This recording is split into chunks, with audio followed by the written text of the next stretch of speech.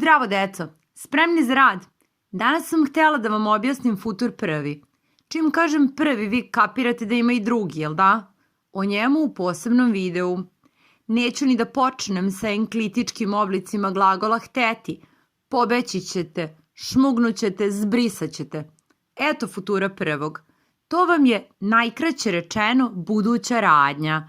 Zbrisat ću, zbrisat ćeš, zbrisat će i tako dalje. Ima dva oblika.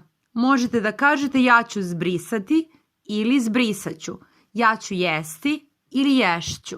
Ja ću doći ili doći ću. Moje iskustvo kaže da deci nije problem da skapiraju kako glasi futur prvi, već kako se piše. Evo čitave mudrosti. U našem jeziku postoje glagoli koji se završavaju na ti, zbrisati, sti, jesti i ći, doći.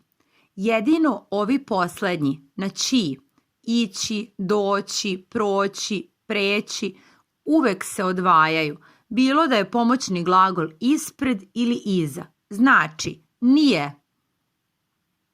nije ni slučajno, nego doći ću, ići ću. Eto, nije teško. Toliko za sad. Lajkujte, šerujte, prijavite se na naš kanal. Vidimo se. Pozdrav!